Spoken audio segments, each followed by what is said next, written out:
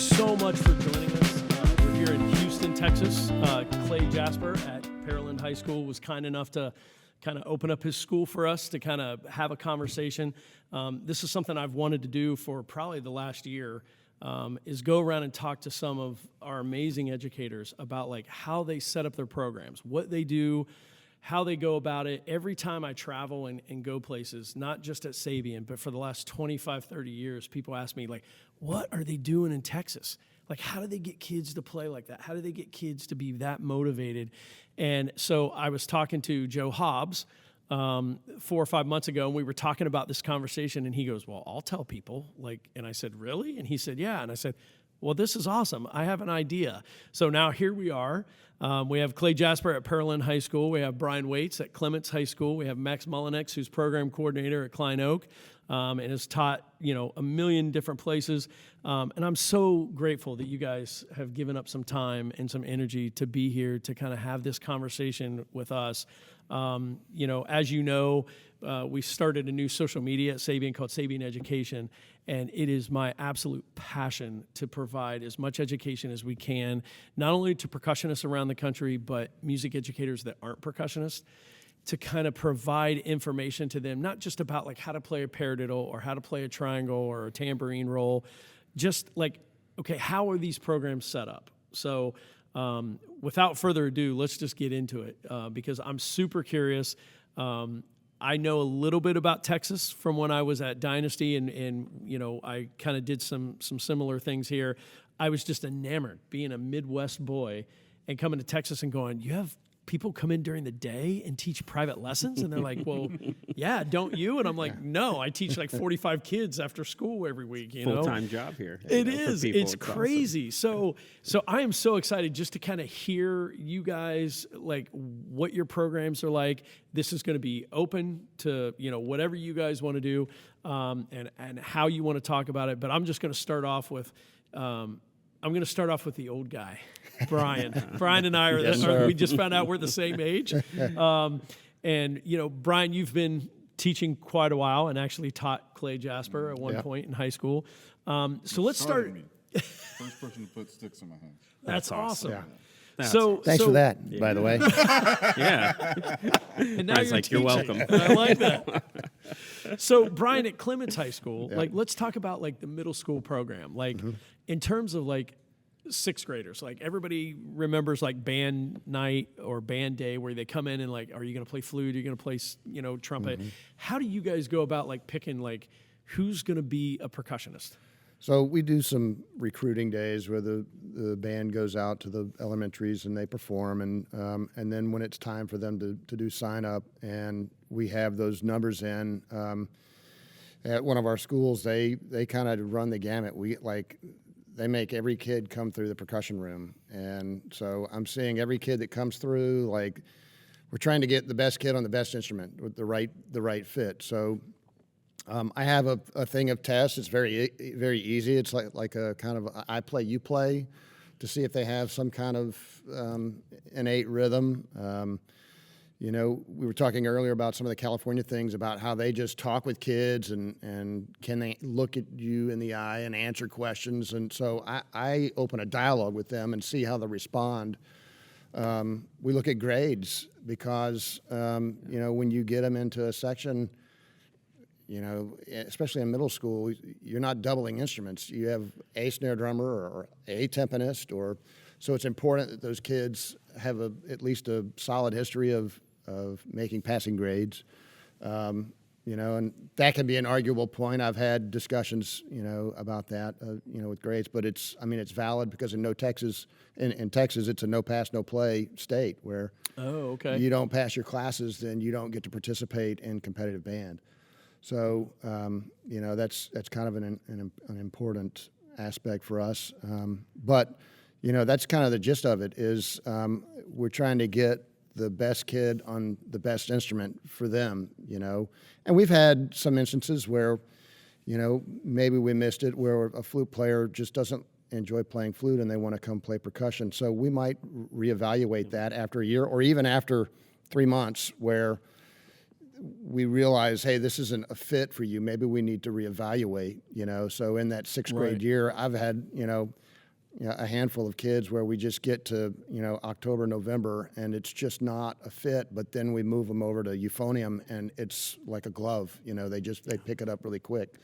So it's really, for us, it's about getting the right kid on the right instrument, that they enjoy doing. Well, let me ask you this. So real quick, you said that everybody goes through and tries percussion? Yeah.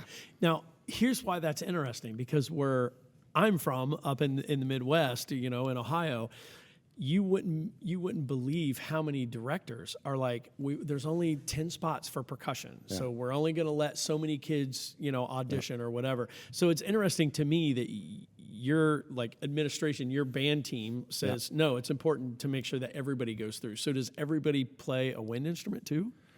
Everybody, well, they have, because the way it's set up, they run everybody through the percussion room, and then they get, I guess you have their top three. Like if you have, top three trumpet, flute, and sax, then they hit those. If those don't appeal, then they can go to other stations. But we bring in a team, like the high school directors are there. We bring in some of the other middle school directors to kind of man every instrument. So when the kid walks in, every instrument is out and it's available. They can see it. They have the chance to hear it. They can go up and try it out. We can put a flute on their face, or we can put sticks in their hands, or they can try to buzz on the opportunity is there for them to try everything if they want to. Right. Well, and I think that's interesting, because what I'm used to is they pick 3 instruments, and it may be flute, clarinet, and saxophone, and they don't try percussion, because the kid so the way you're saying it, you make sure that no stone is unturned. Like if they're going to be a good percussionist and you feel like it's going to be a good fit. Yeah. Is that kind of similar to you guys' situation, Max? How did you guys do it at Klein Oak? At Klein Oak in the cluster, we're fortunate to have amazing middle school directors. One of the middle schools playing at Midwest Clinic this year, and the process is much the same as what Bryan was just saying. The only difference is we actually never had every kid go through the percussion. So he was talking about that.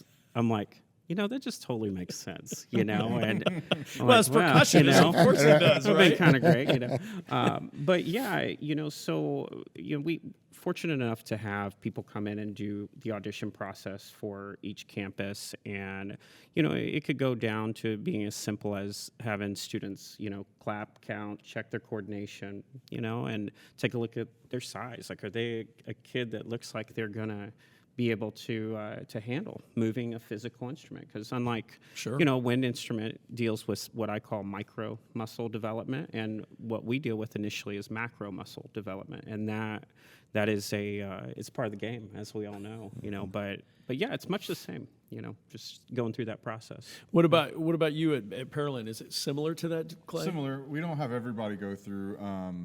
Nor do I think I want everybody to go through. I know. That's a long day. When you said that, I was like, man, that is a long day for you. Now, you're at a much larger school than I am. I actually have 3 feeders. So, we get on those nights, we get maybe 100 kids come through, maybe 75 kids, and I'll take them 4 or 5 at a time. And they'll kind of come through, and, and there's years where we do callbacks. Well, I've got 12 spots and I've got 20 kids, so then I'll do some callbacks and kind of figure out, and they do pick their top 3. We do take that into account. We don't just put them, like if they really want to play the flute, then we'll kind of. 6th graders have a tendency to get upset too. Like if you tell them you're not going to play percussion, then you got mom and dad going, well, wait a minute. But we also have a team of experts saying, this kid, his face is just perfect for euphonium. Exactly. He shouldn't play the clarinet. Right. Yeah. Right. And if a kid's meant for it, they should have that experience. Yeah. It's kind of a delicate balance of because there's parents that are expecting. Well, they signed up for saxophone. They should be able to play saxophone, and the kid can't. Make the reed buzz. Right. Exactly. And he's got really good rhythm. Yeah, so he can he's hold going to play drums now. Exactly. On that topic, though,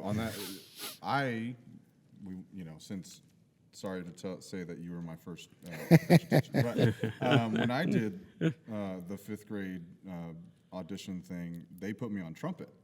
Yeah. And so my older brother, was in the drum line, and I wanted to be a drummer.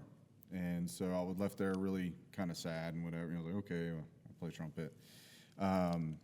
Sorry to any trumpet players out there, but and so my mom was like, "You really want to play percussion, huh?" And I was like, "Yeah." And so she called and she said, "What can we do to put him in percussion?" And they were like, "Well, we just gotta take lessons." And so that's why I started taking with Bryan. It ended up working out pretty well. Like It seemed like it did pretty good there, Bryan. So for me, I guess because of my personal experience, if a parent, like you're saying, is really that adamant, I'm like, cool, do it. Yeah, let's be in percussion, because then they're going to really go for it. In my experience. You know? Exactly. Yeah, absolutely. Those kids go for it. So like, if they're going to put up a fight, I'm like, heck, okay, yeah, let's do it. Fine. That's Well, cool. you know, it's funny you say that, Clay, because we found many parallels in our lives over the years. When I went in, my parents started me taking drum lessons when I was 6 years old, because I was beating on pots and pans. So I was very fortunate. I don't even remember his name now, but the guy at the local music store was teaching me, and I was working out of the Haskell Har book. Yeah. And when I went in for band fittings in 6th grade, they wanted me to play trumpet. They said, "Oh, his lips are perfect for trumpet, and all the percussion spots are filled." And my mom said, "Well, I guess you have to play trumpet." We went home. My dad said, "You're not playing trumpet. I've been paying for drum lessons for like 4 or 5 years." Like, so we went in, and now all these years later, the band director I'm still, close to, says, "Yeah, I tried to get you on that one," because he brought me in the office and he goes, "Well, then why don't you play this?" And he opened up the Haskell Har book you remember Bunker Hill? Yep. And he said, "Well, if you've been taking lessons to learn how to play percussion here in the middle school, you have to play this." And I ripped it down, and he goes, "Oh, okay, let's put you in the 8th grade band." Well, in that case, you're in. So sometimes, like, we could have been trumpet players. We could have been sitting here talking about trumpets. I actually, my first instrument was clarinet. I actually spent kidding. middle school in clarinet. Yeah. Now, how long did you play clarinet? I played all the way through middle school. Yeah, and then switched your freshman year to percussion. Yep, and I grew up in Indianapolis, and I actually went to Decatur Central High School in Indianapolis. Great program, and while I was there, when I switched over, I was playing percussion. My uncle was a jazz musician in Indianapolis, and I was playing percussion, drum set stuff on the side, and piano, and I just part way through middle school, I got to the point where I was like, I really feel like this is the best thing for me, but I will say, to this day, I'm so thankful I did that, though, because it taught me so much as an arranger now, where I'm like, wow, I remember that experience, and it, so it's funny that trumpet was the change. Well, that's awesome. Well, let me ask you this. So you've picked your middle school, percussionist, and you start 6th grade. There's so many places around the country that they have the traditional bell kit, right? And it has the pad and all this other stuff. And I know in Texas, it's been a thing for a while now. Are you, all three of your schools, not using bell kits? Like, you're using like a 2.5 octave marimba or Practice something like marimba, that? Yeah. So basically, my daughter's a percussionist right now. She's in 7th grade. What we required the kids to get was a practice marimba. And, there's a couple companies that produce that out there. Adams is making some now. Basically, every major company, I think, at this point is in that market, and rightfully so. Because what we discovered over the years, and these are conversations I've had with all the companies at one point or another, was, hey, we send your trumpet home. Schools were worried about practice tubas at home. Well, why not the practice marimba?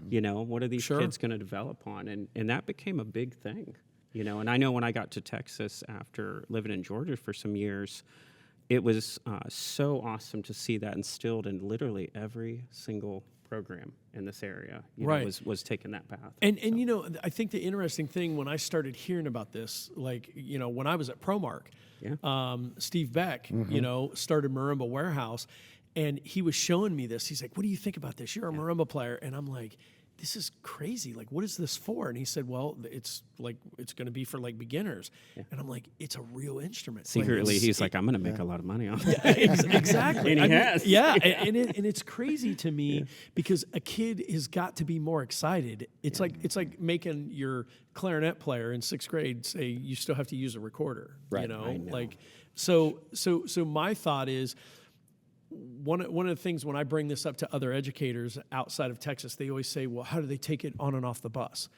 like, how do you guys work that? Like, do they have one at home, and do you have a whole set at school Yeah, as their well? practice marimba stays at home. I'm very fortunate to work in a district that has great funding, and so I have enough full-size mallet instruments. Plus, I have 3 marimba warehouse instruments at school.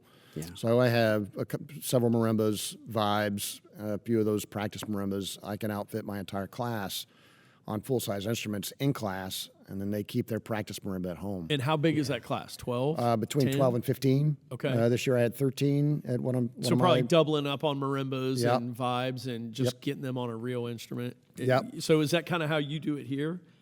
It's how I do it here, but I've done it different.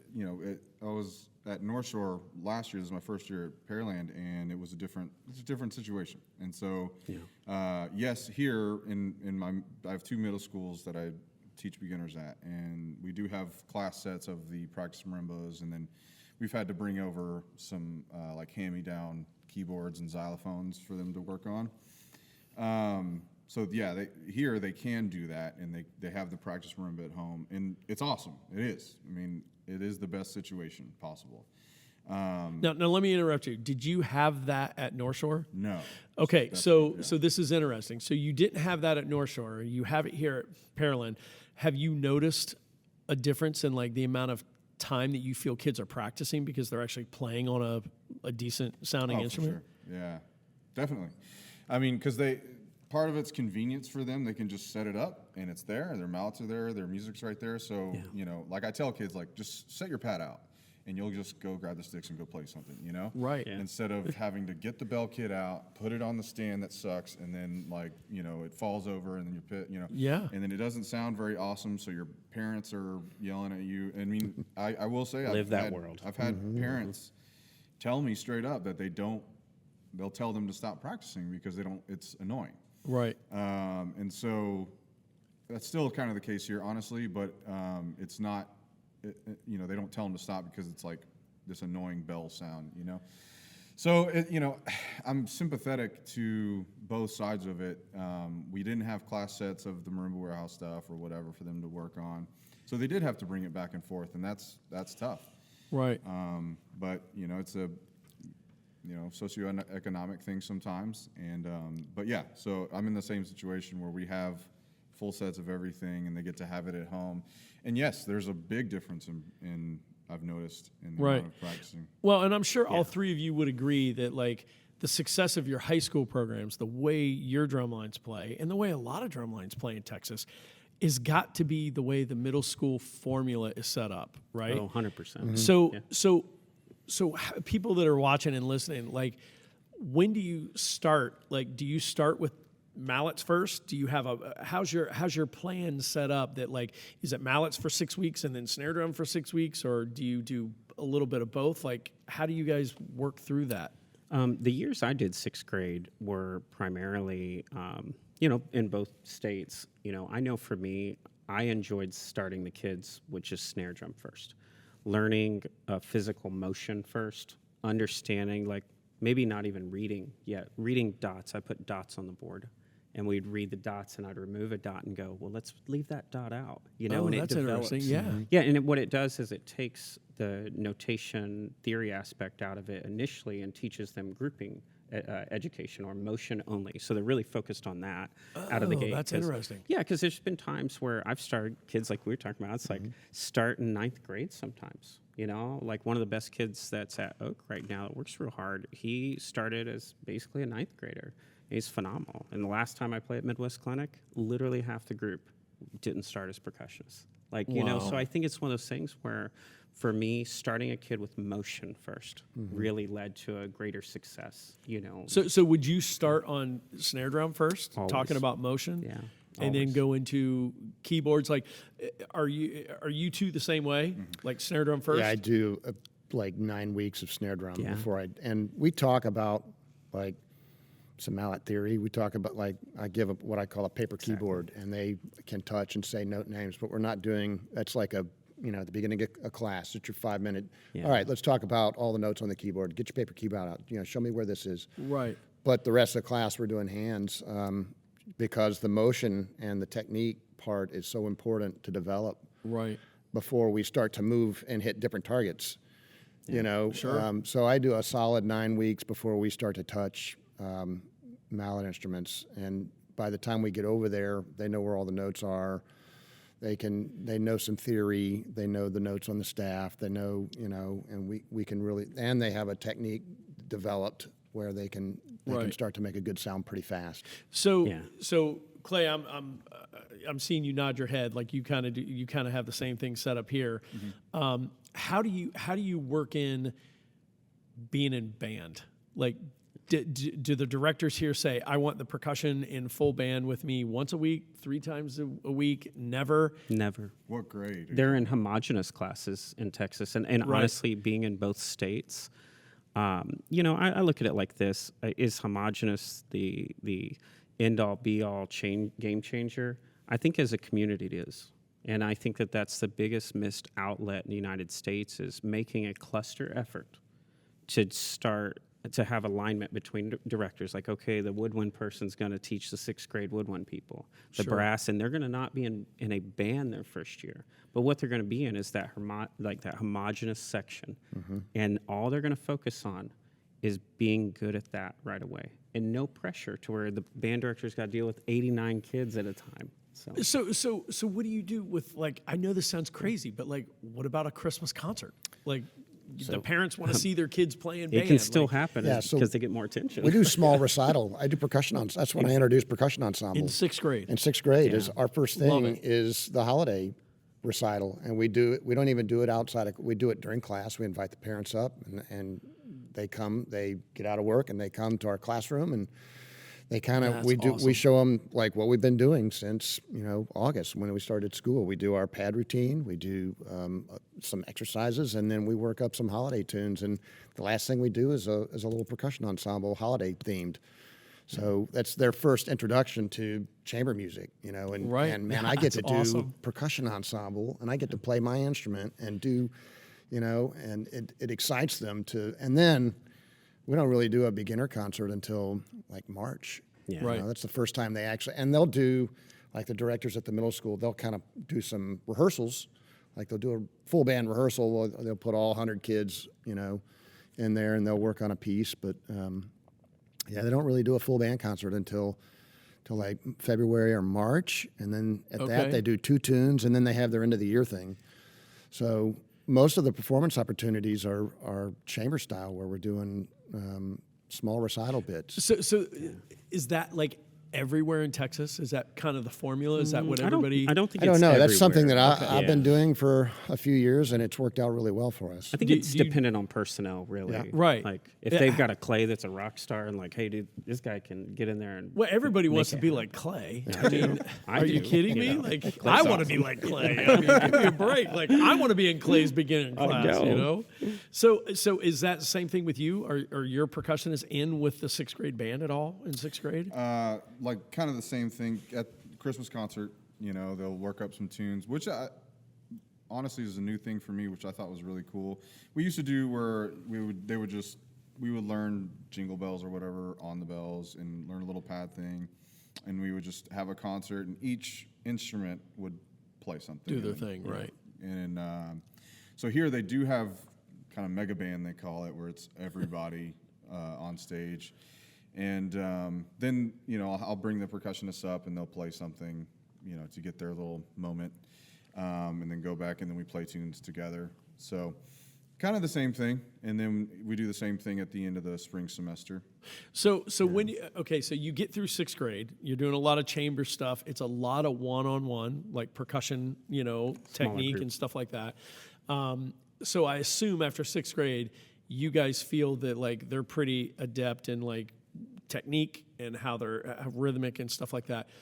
So percussion is a unique thing for a music educator that's not percussionist, because they're used to, like, Susie brings her flute and she gets out her flute every day and plays it. And now all of a sudden, like in 7th grade, I've got to teach them how to play tambourine and concert bass drum and concert snare drum and all this other stuff. How does that curriculum kind of fit into all that? Does that start in 7th grade? Like, I do that at 6th grade. Sixth grade we have this- exposure yeah. sessions, because I know at Oak, like Chris Rapacki did a lot with the sixth grade as I was taking on more with the marching band, and he did a wonderful job with some of those. And there might be days I'd go in and do starter sessions on here's how you play crash cymbals. You know, here's It's almost like a something- master class. Yeah. a master sixth class grades. format. I call love it it. Accessory Friday. Yeah, Accessory exactly. Friday, man. I On like it. Fridays, the Get kids some like, exposure and, time. yeah, and you know, we'll watch some videos or you know, and then we'll get out tambourine and we'll talk about tambourine technique or triangle or Right. And it's always the best when you hit the bass drum loud the first time. Their Exactly. little eyes, dude. It's and the kids Every love time, it. They're, you know? they're like, and they start asking, "Can we have Accessory Friday this week?" Right. exactly. Please, Mr. Waites, can we have Accessory Friday? So do me a favor. This school year, every Accessory Friday, just put a camera, Okay. and we'll put all those videos up on SABIAN Education social media, so Okay. educators all over can like go see how to play a triangle or a Well, tambourine. and it'd be That's just like awesome. adults, you know, if you put a bunch of adults in a room Yeah. with all these cool sound makers, Right. Absolutely. they would toy around with them. Absolutely. And they would but I think what I found teaching young kids is the first thing you got to dial in is their intrigue, their willingness. Yep. What's their intrigue level? You get that intrigue, but those Accessory Fridays, it's like, oh man, that sounded cool, you know. And next thing you know, they're like over there, like, I kind of like this marimba Yeah. thingy. Ooh, Yeah. you know? So- Yeah, the so first time already- you do a thumb roll on a tambourine, they're They like, love it. Yeah. How'd you do that? Oh, Mr. So do you start, Clay, like introducing in sixth grade as well? Same Yep, thing. Absolutely. Yeah, because for these mega band things, they have tambourine, triangle. Okay. Yeah. Yeah, they're not just playing pad and like Bells keyboard. or whatever. Right. so I have to teach them how to do that, which is awesome, you know. And so when we rehearse their music, so but I'll have everybody play each part, so it'll, you know, this is the tambourine and this is how you play it, and everybody gets to hold it and just play it for a second. Sure. And then triangle, same thing. So it's not really like a, you know, a weekly thing, you know. It's just it's kind of organic with whatever music we're playing, and like, oh, this is a suspended cymbal. This is how you play it, or, you know, Right. and go from there. A Sabian suspensable, right? Of course, Artisans, that's always. Yeah. Sabian artisans. Yeah, I can't believe how many middle school programs like call me up and go, "Hey, I'm looking for a mix. We're gonna get some new cymbals," and I start talking about like XSR or AAX, and they're like, "Well, wait, I want the artisans," and I'm like, "Are you in Texas?" And they're like, "Yeah." Like, all right, that's what I figured. It's like I got an Alpha 5 octave at one of the middle schools that they bought. Like I'm like, oh my gosh, only in Texas, you know. That But- is crazy. Yeah, it's crazy, but So let me ask you this. So like you go through middle school, is there anything that you think, if I was to put you on the spot and all three of you ask you a question of what is the most important thing fundamentally that those kids learn in middle school to help prepare them for high school, what is it? I think for me, looking at like one of our ensembles played at Team EA last year. I did a percussion ensemble piece. Yeah, they were ridiculous. Yeah, and believe it or not, out of those 7 kids, 5 of them were in 7th grade. That was their first time being in a band. Oh my and gosh. you know, can you imagine, like, that's their first? Right. And I think After about it, COVID, I'm like, no less, right? Yeah, and That not was a having that, fantastic concept. not I, having that. And I look at what those kids. The most important thing to me has less to do with technique, believe it or not, and more to do with, like I was saying before, willingness to succeed and intrigue. Sure. Because the technique will develop if the kid really wants to do it. Of You know, course, so yeah. how do you make the cool factor? Now, as far as from the technique side of things, the biggest game changer was really just spending enough time getting the kids to focus on one surface before Right. you move on. Because I know when I was younger, I didn't know better at the time, but hey, anytime I was going to clean the quad line, I put it on drum 2. Right. Well, when I started working with younger kids, well, that's the marimba for them too at first. Well, it's already complex for them. The motion, well, let's keep it on one path for right now. Live in one Right. river. And then all of a sudden, okay, let's branch that river out. Now we got streams, there's your marimba. You know, but as long as they do this well, they can move it around, or at least for me. Right. So. What about you, Brian? Like, what's the biggest thing fundamentally that you feel? I think, and I totally agree with that. You know, but I also think tone quality, like Tone, yeah. just making a good sound, understanding what a good sound is, and like the technique will come. And like you were saying, if you can teach kids how to consistently make a good sound, a good buzz roll sound, what does it sound like to play a good note on a timpani? The technique comes over time. You know, I think in all the years that I've done beginners, when I was early on, I was trying to rush things. I was trying to get them to play all the hard stuff when they were in 7th and 8th This is a grade. flam and, track. you Right, know, right, and exactly. there are kids that can do that. There are kids that will work that hard, and there are kids that have just that natural ability.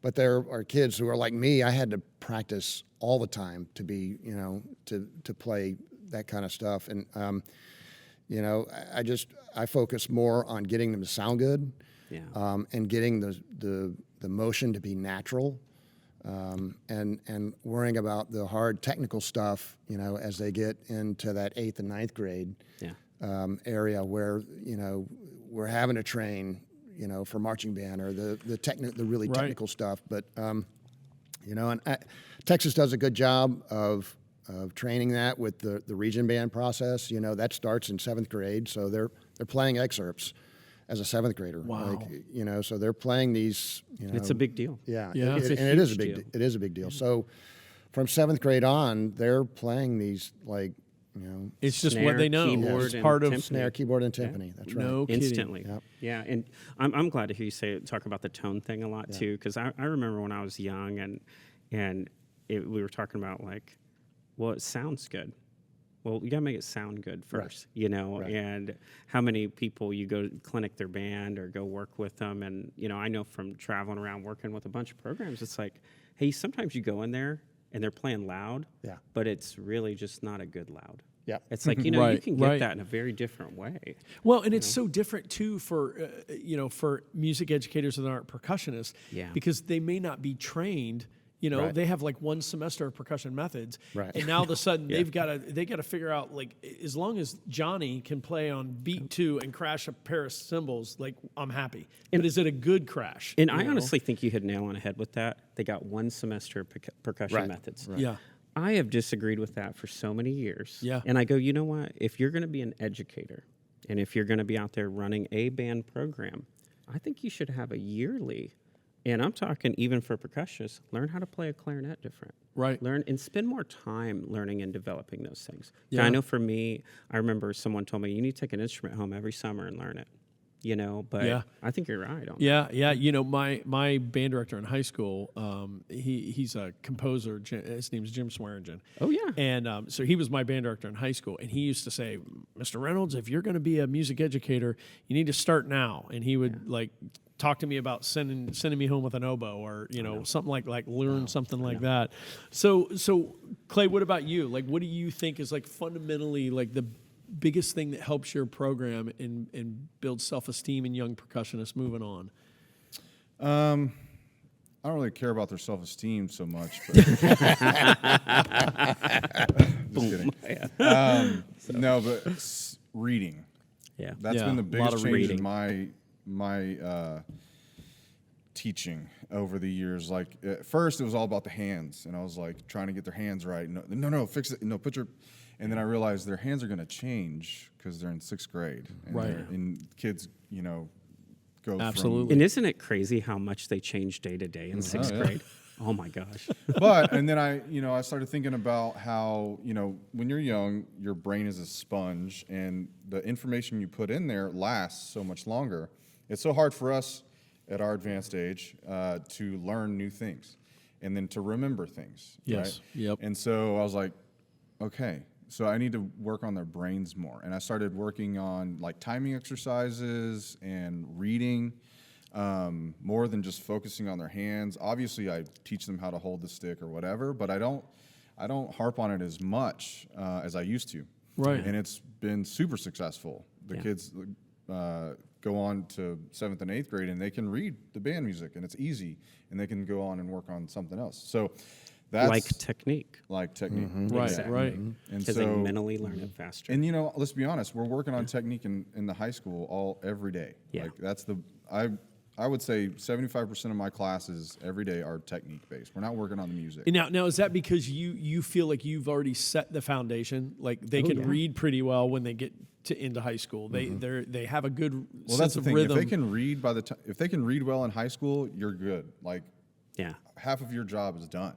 Because we can teach them how to play roles and do all that stuff. We have to do that anyway, you know? Right. But if they can read on their own, then you don't have to be like, okay, what is this? Like, look at this. Hey, and then passing out music. You don't have to teach them the music and Yeah. what's on the page because Right. they can just look at it and be like, okay, cool. Yeah. Yeah, well, okay, so let's talk about one thing here. Is there are a lot of band programs, middle school band programs around the country, and this is going to be a big thing because people will watch this and go, well, they can do that in Texas because they have the money to pay these percussion specialists and all this other stuff.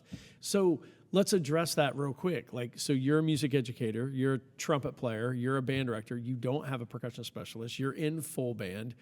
What sort of things have you ever thought about that? Like, you guys are so blessed to be in a state that like really supports that.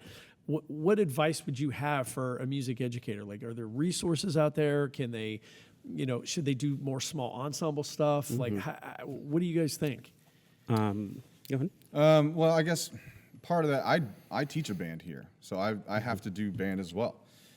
So I'm not just doing percussion all the time, and I've done that for the past 6 years, like teaching band, grade 3, grade 4 stuff, like Right. not just like, grade 1, 2 stuff, but teaching some serious band stuff. So I've had to learn that side of it too.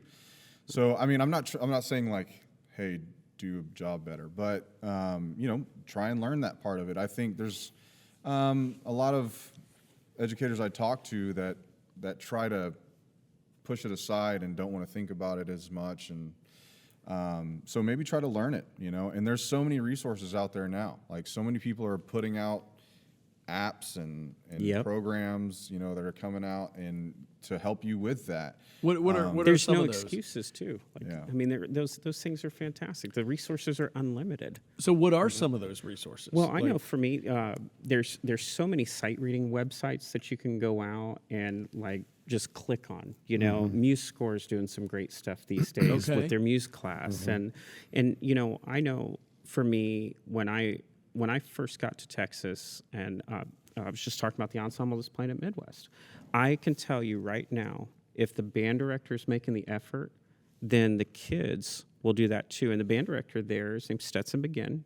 And when I was teaching his 6th grade percussion class a few years ago, he was in there every day with a pair of sticks. No kidding. And working. Learning right alongside of the kids. Yes, and That asking says something. questions. Yeah. And it gives profound respect because I know, like Clay, I still have to deal with the winds too. I ran the entire marching band. I would Right. go in and clinic the concert bands and stuff, and it's like, well, it just takes effort, really.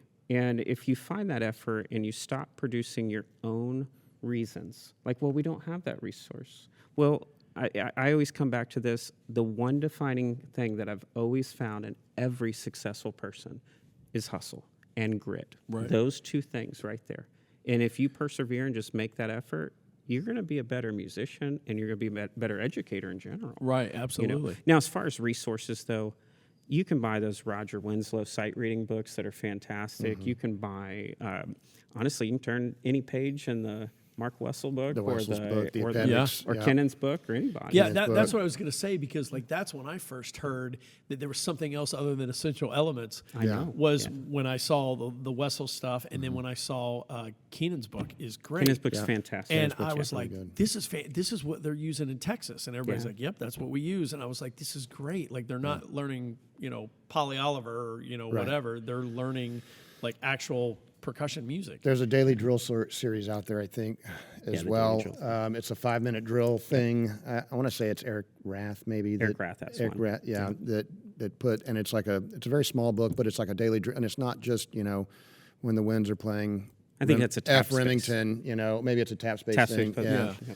But there's some different things that you can do while the winds are warming up, versus just That's fantastic. playing 8 on a hand. There's, it can work on some buzz roll technique, or there's some different angles that you can use if you're in kind of a heterogeneous situation where the percussion's in there with the band, and Right. they're kind of relegated to the back of the room. But I also think it's the amount of time that you're willing to spend. I know directors that outside of the day stay after, and they are pulling kids in to listen to them individually, and it's making a personal connection with the kid, but it's also giving them 5-10 minutes of, hey, I like that. let's try this with your hands. Let's see if we can get you to sound this way.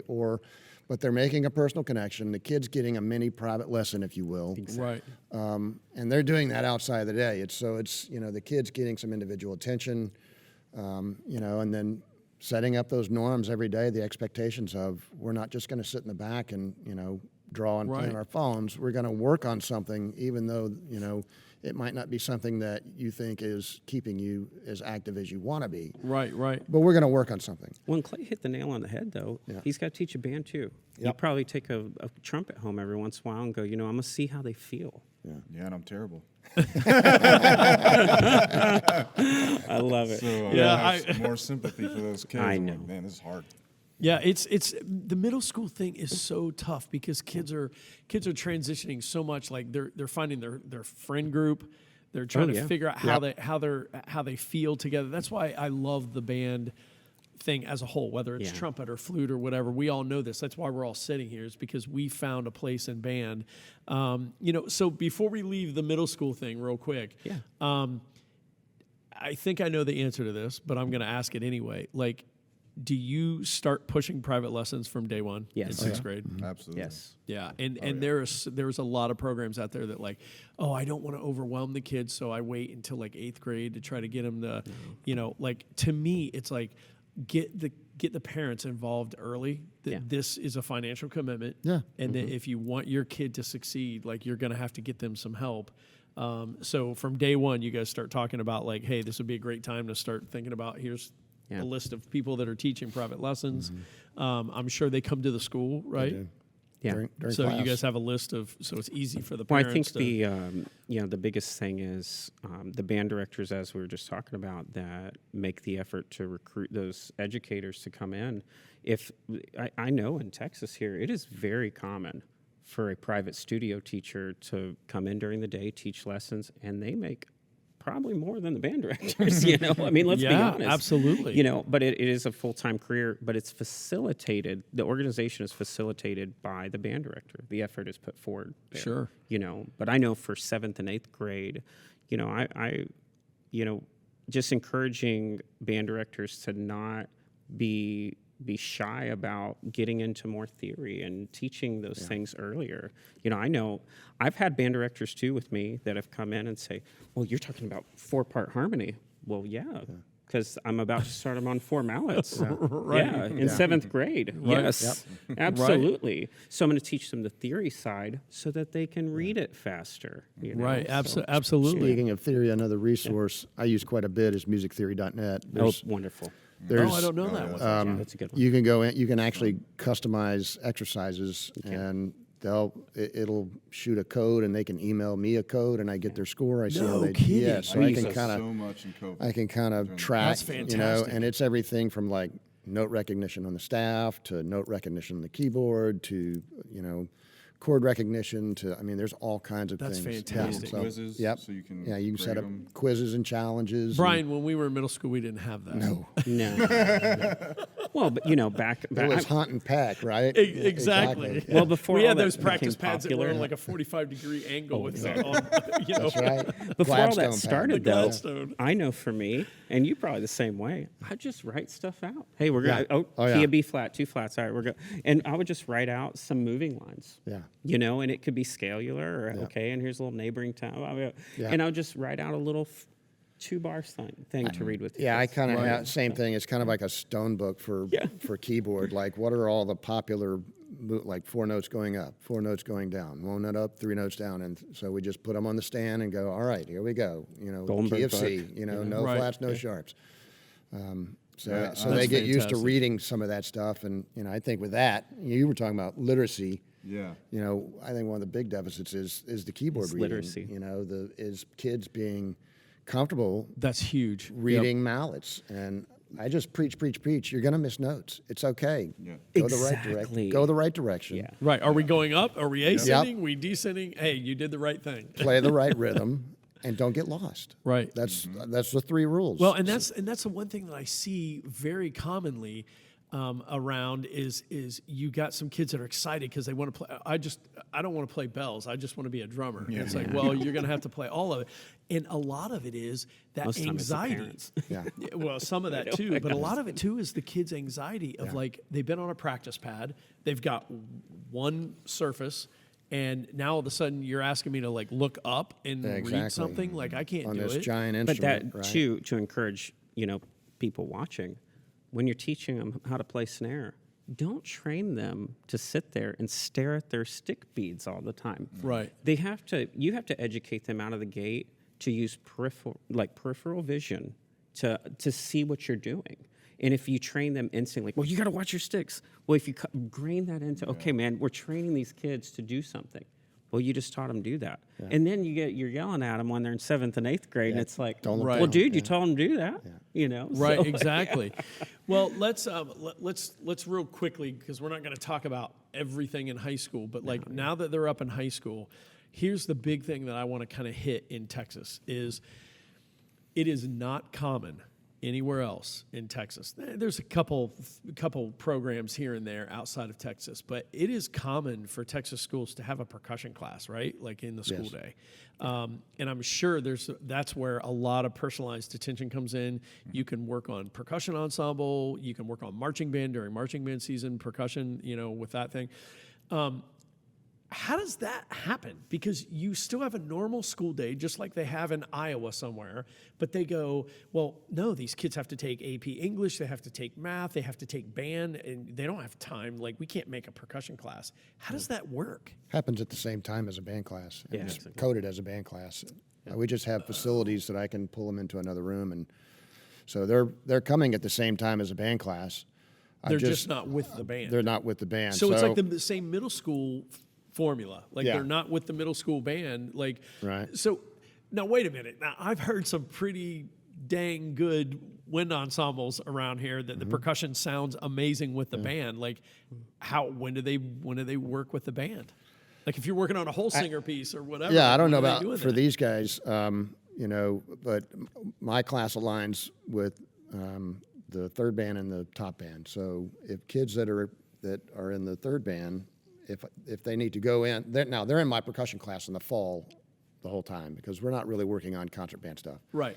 Until we get to holiday. But, in the spring, those kids, they just go straight into their band class. And if I need to pull them out and work on percussion ensemble or whatever it is that we're working on that particular day, I just pull them out of class. So it's kind of a give and take relationship that I have with the directors where we kind of come to an understanding. All right. So constant communication. Monday, Wednesday, Friday, they're coming with me. Tuesday, Thursday, they'll be in full band with you. And then there's rehearsals after school where they Right. do extra stuff with the wind ensemble and some percussion Concert ensemble. band So, rehearsals Is that how after you do school? Oh, yeah. Oh, yeah. What? Like Yeah. that's unheard of. It's normal. Yeah, it's normal. Yeah. That's crazy. It was funny, talking to you guys and a bunch of other Texas educators. There's been some people I say, man, marching band must be crazy for you. And they're like, actually, That's the best part of the the concert the concert season. season is brutal, like sectionals after school. And, Yeah. and it's kind of one of those things like I opened up this conversation with is, people not in Texas are like, well, what are they doing down there? Well, they're working all the time. Like you guys are constantly providing musical experiences for your kids. And I remember a time that I sat down with Jay Webb. I judged state marching band championships or something like that. And we all went to a restaurant afterwards. And that was right when Jay decided he was going to do a WGI Wins group. And I remember some people sitting around. I think maybe Tom Rarick was there and a couple other people. And some people were like, Jay, what are you doing? Like, you got this world-class color guard, you get this world-class drumline. Now you're going to start this? Like, don't you feel like you're going to burn the kids out? And he's like, no, I'm going to win everything. Yeah, well, they they did did. last year pretty much. But what was interesting? He just looked at me and he said, you know what? To be honest with you, he said, as long as they're playing their instrument, he goes, they could be joining a bowling league, they could be joining a gymnastics thing. At least now, like 1 or 2 nights a week, they're here playing a wind instrument, you know? So I think that's really important to provide for you guys in Texas. Like you have just made it a priority to provide musical experiences for your kids. I hate to say no matter what, but you have, you know? Yeah, and you know, to play devil's advocate on it, and you know, you guys correct me if I'm wrong too. Sometimes it does get excessive. It does, you know, and you know, I know personally, I was working 80+ hours a week for extended periods of time. Was that healthy? No. Right. Okay. Right. And I do think that there is a balance somewhere in there, you know. But I think ultimately going back to, you know, the need in education world to go, hey, if you want kids to succeed, well, invest in the educators. Right. And I know I felt invested in by my administration, and I'm sure you guys felt the same way. You know? Yeah. Well, and you guys have probably seen the whole thing going around social media about somebody in Texas posted they were looking for a color guard instructor, and this is how much money we're paying them. Like and 50-something thousand. Yeah. Yeah, and people around the country lost their minds. They're Oh, like, I I've saw been a band terrible director for things. 12 years, and it's more than I make, and this is ridiculous what they're doing in Texas. And I think they meant it the opposite way that I meant it. I thought, yeah, this is ridiculous. This is awesome. but I can't believe they're investing. And that's where, for me, when I saw that, that's how I felt. I felt like, I can't believe you're not supporting the growth of an educator role that is being paid an adequate amount to do a job. And But I don't Max, even they don't even have think it. it's But Max, they adequate, don't have a you know? degree. Exactly. I'm like, you got to be kidding That's me. what everybody was you like know? harping on. It's like, well, they're not a degreed teacher. It's like, Yeah, without but even they're knowing. an expert in their field. Exactly. You know, I don't have a business degree. Yeah, I know, but you're an expert in business. Well, I don't know Yeah, about an you expert, know. that's for sure. But you know, this is the career path I've chosen, and I feel very passionate about what I do. And it's the same thing. I'm sure there's got to be a lot of percussion specialists in Texas that are pretty damn good that don't have a percussion degree. Yeah. I And don't. look at Right. I don't. Right. So I have a design degree. right. Yeah. And it's amazing to me how many people harp on that. And it's like outside of the music industry, some of our greatest some of our greatest things that have come out of like business and stuff are people that like didn't even go to high school. Oh yeah, Like Steve Jobs. Yeah. Right. He didn't even finish college. Right. But man, Apple sure worked out, didn't it? Yeah, it did. It did. And that's the thing. So it just feels like I'm not saying this, and I'm not doing this because I want people to go, oh, Texas, like everybody. Yeah, I know. But it is something that educators, I feel, have to look back on and go, okay, maybe we can do something about this. Maybe I should go to my administration and figure out, like, we have a second band director that's a percussionist. Yeah. But why do they have to be in band every day? Maybe that percussionist can take them and work on some percussion ensemble stuff, you know? Yeah, that's a good point. Like we here at Pearland, this year we're looking for a color guard director. This is not a color guard video, but we had someone lined up. He took the job, or at least unofficially. Yeah. And then his school found out about it. His director, who's actually percussion director, found out about it. Went to the principal and said, "Hey, he's trying to go to Pearland. We need to pay him more money." And he got $20,000 more for him, and so he stayed at his school. Right. Yeah. And I wasn't mad about it. I was like, "That is awesome." Yeah, they stepped that up. That helps. I'm a everybody. proponent for performance pay in education. I look at it and go, hey, if you're going to hustle, you should get a paycheck. Well, and I've said it for years in Texas. Like the bottom line is, and I've told this to people that are educators outside of Texas. Like excellence breeds excellence. Yes. And this didn't just happen. Like it has to start somewhere where somebody goes, "How are they that good?" Yeah.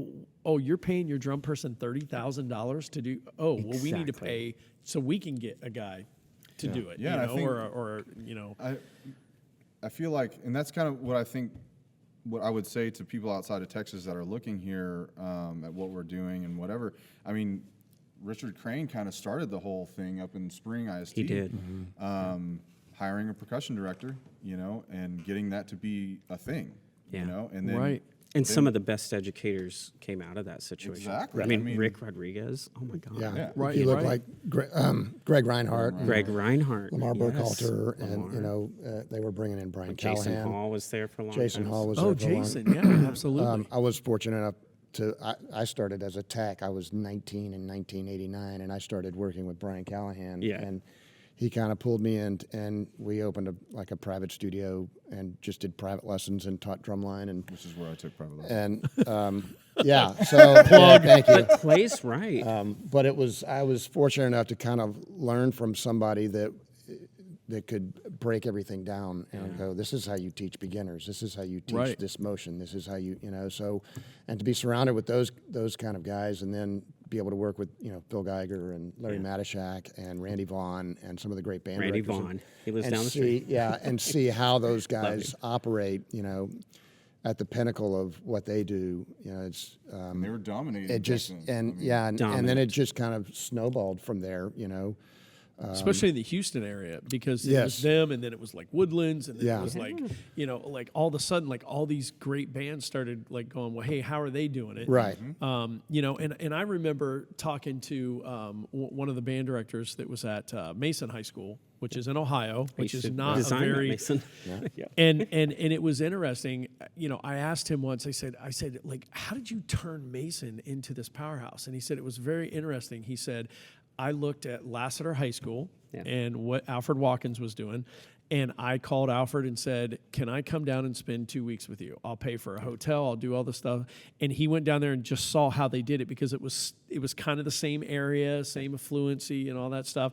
And he went back and he just implemented it. Well, I And know that's when what happened. When I was working with Mason, I spent a month there in 2011. Their first time making national championships and national championship finals. And Jason Sleppy, the director of the band there, at the marching band there now, I used to go and stay at his house, and we would have those conversations. You want the best person? Well, you better get the checkbook out and pay for them. Absolutely. And Absolutely. their system changed, and their community bought in due to some key parents like John Turner and those guys. Daughter was in the band, Right, absolutely. DCI judge. But you're Absolutely. right. It's like the community was, and Clay hit the nail on the head when Mr. Crane made the effort to change the game. It changed it for all of us. Right. And that, he's the president of the Midwest Clinic, but he Right. really changed it for percussionists and changed that game and that paradigm for the country. That's amazing. Yeah. So that's what I would say is like, and I'm not trying to talk down to anybody at all. I'm just saying, if you want to change things, you gotta go out and change it. Like, I'm sure it was hard for Mr. Crane to push that through, and he had to do the political stuff to get Yep. somebody there. But look what it did, like for Texas, and for all Absolutely. of us. Like, we wouldn't have the jobs we have without that. Yeah. So I would say just fight. Try and go to the administration. Make it important. Make sure they understand that it's important to have this. If you want us to win, you want us to have all these things and trophies that you want to show off. Well, then this is what I need. Right. Well, let's end this like this. I want to ask each of you one question, and it's basically very simple. Why do you do what you do? Like right now, we're in this turmoil of teachers that are like, I don't know that I want to do this, or what makes you get up in the morning? Like, you have a wife and beautiful kids. Like, what makes you get up every day and go, I want to keep plugging away at this despite all the challenges that I have? That's a good question.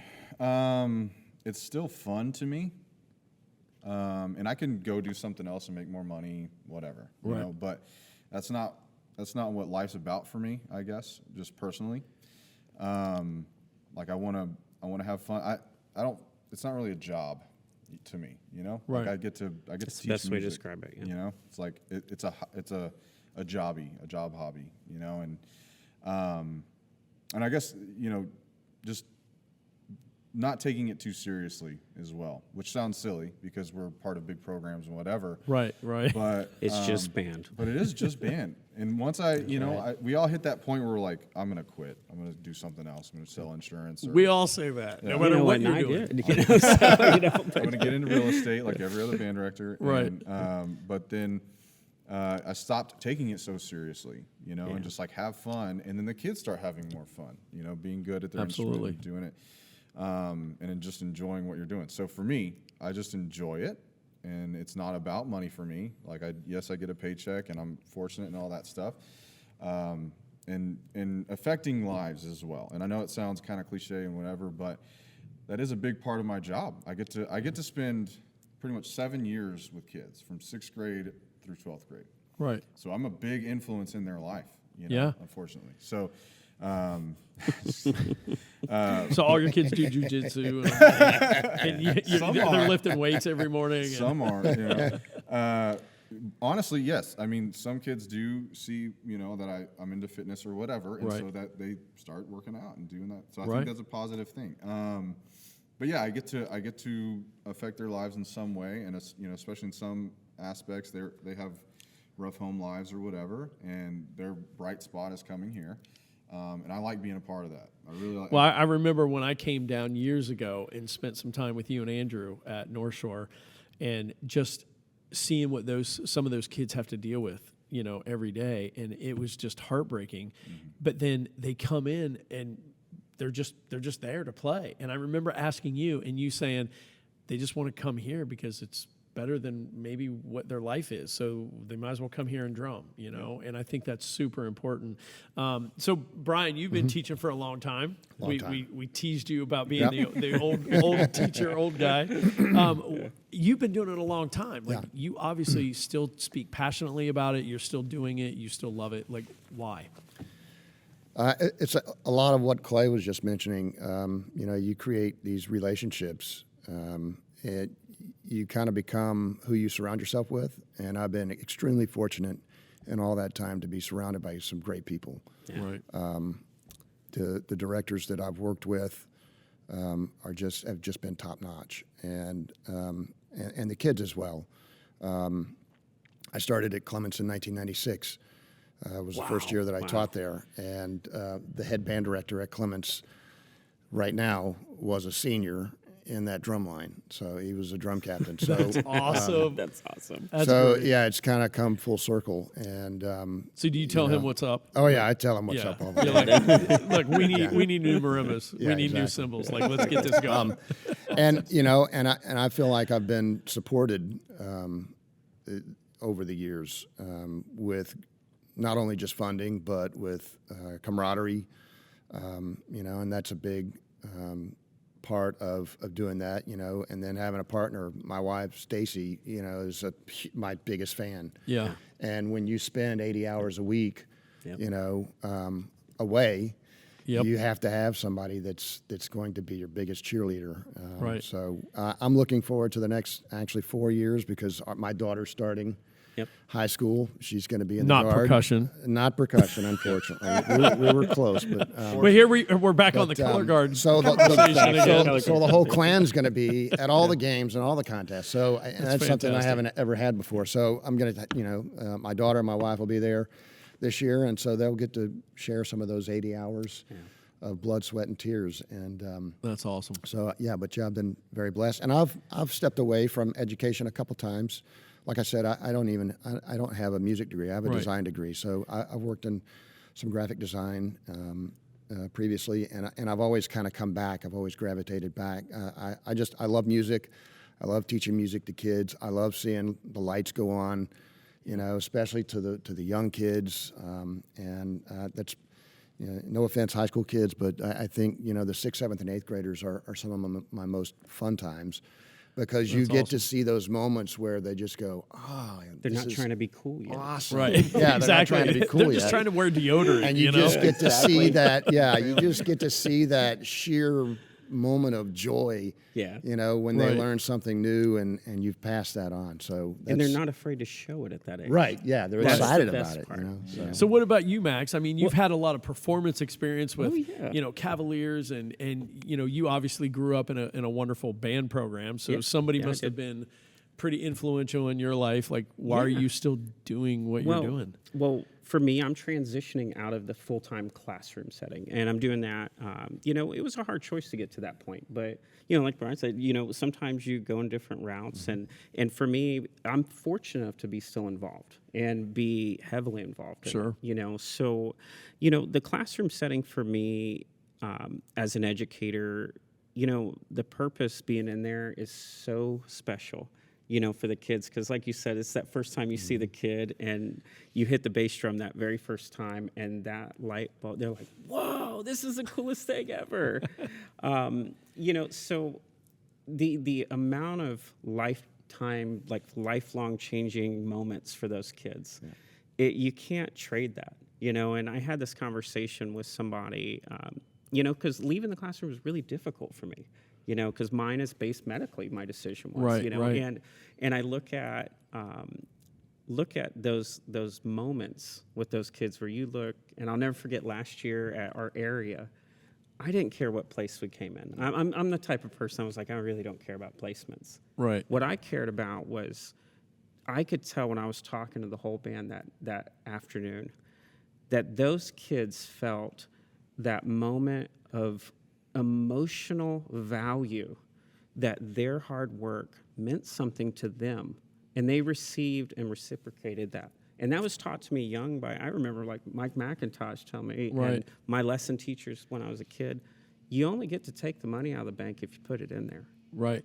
And those moments make teaching all worth it. And we go, months between them? Yep. For those 7-minute, 20-minute, 30-minute experiences with our kids. And and not about like the placement, I think is the amazing part of that, experience. because there's so many people that look at Texas and think, it's all about competition to them. Yeah. But every single person I've talked to in Texas, not one person has called me like last year, like Joe Hobbs, Hector. Like Hector didn't call me and tell me, hey, we were this place. I can't even remember what place they were.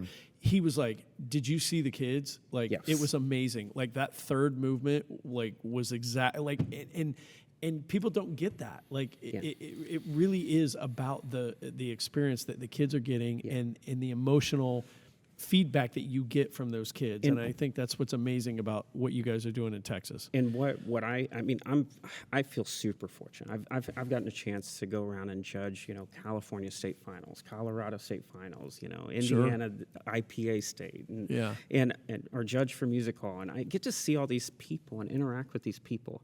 The one defining thing with those band directors they're not really in there trying to move up the score. We come across them every once in a while. Man, I'm going to get from fifth to sixth to fifth. Of course, you have to be competitive. You got to be driven by to something, right? But when I look at my dots connecting backwards, the redeeming things I see in all of those people, they were just trying to create like moments for these kids. Yeah. Right. And that's what I really thought got to that excellence was, like we were talking about earlier in the conversation, you got to make them interested. And that interest comes through those emotional experiences that they live in 3-minute segments when they're in 6th grade. Yeah. Absolutely. I think excellence is a byproduct of the process. That's absolutely right. Right. And Don't skip the process exactly. to get the excellence. It's always a byproduct of like how much did you put into it, and people have asked me over the years, what's your philosophy, and I think they're kind of shocked when I tell them that maybe they're expecting the Suzuki and the Kadai and the Orff, and it's really simple. You teach the kid to love to play their instrument. Love comes first. Absolutely. That's it. Yeah. Yep. Because the showing up on time, the being organized, the having their stuff learned, all that stuff comes if they love to play their instrument. And Right. it's really that simple. And then you create those moments for them.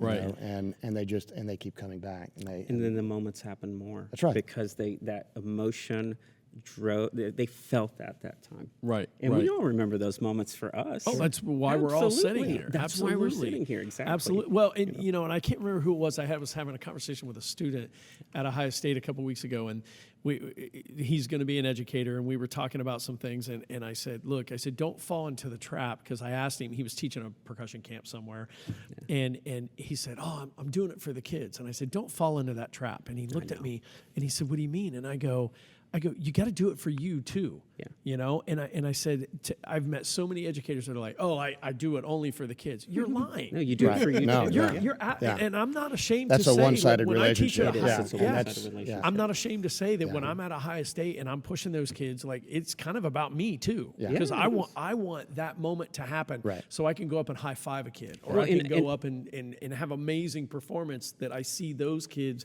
have on the field. Yes. Then that's why I do it. That's why I keep coming back. So it Exactly. kind of is for me. It kind of is for the educator. But you say sometimes. when you say it's for you say it for all the right reasons. You know what I'm Right. saying? It's not about the score. It's not about the number. It's about living that moment through their lenses too. Right. We're Yeah. borrowing their glasses for a second so that we can relive that feeling again. Right. And that puts me in a place every time where I'm just like I get emotional thinking about it. I'm Right. like, man, I remember every single time where I've looked at my kids and I could feel their lenses. Yeah, I could and there's see it. sometimes where I'm sure you guys have been in that situation where you see that performance and you're like, that wasn't it. Yeah. Exactly. I won't remember that one. Yeah, no, we're gonna Yeah, mark for that sure. one off. Right. Well, listen, guys, Yeah. thank you so much for like giving up your time to do this. You know, hopefully people will watch this and get some inspiration and if anything, take away from like what can we do different, you know, and you can't just keep doing the same thing. You know, it's like the definition of insanity we've heard a million times. If you keep banging your head up against the wall, it's going to eventually hurt. So You're right. I appreciate you so much, like kind of opening up and I can't tell you what it means to me that you guys play Sabian, and that you trust not only the instruments that we make, but quite honestly trust me, like to give me a call and Well, you're the best, And so, well, you know. I appreciate that. But it really does mean a lot to us as a company that we truly care about education, you know, and that's why it was so important to me to put together a community of educators for Sabian that genuinely care about what we've talked about today. Like not about scores, not about placements, but like how can we get our kids to love playing our instrument? And that's kind of where we're at with Sabian right now. You know, we're trying to develop new things. I was just talking to Paul Rennick 2 nights ago, telling him I was coming in and going to see him, and I want to know like how these prototypes are doing. We've got some new prototypes that we're working on. And he's like, oh, it's awesome, and, you know, blah, blah, blah, and man, I can't wait to see you, and, you know, stuff like that. And those moments to us mean a lot. Like, it means a lot to me when I see somebody in a Vanguard uniform playing Sabian, and it's the same thing Huge. when I walk into, you know, Clay's, you know, percussion room, which is ridiculous. You know, I go in there and I see Don't all make these. people more mad at Texas right now. No. Hey, he's got some AAX too on top of some of those artisans. He's AAX. Some of those are. But it really means a lot to us, you know, and you know, Max, you've been playing the Sabian product for a long time, and it means a lot to us that you're still here and you're still putting forth the effort to just call me and go, hey, let's think about this, and we're not going to stop. So I can't thank you guys enough for your time. Thank you for playing Sabian.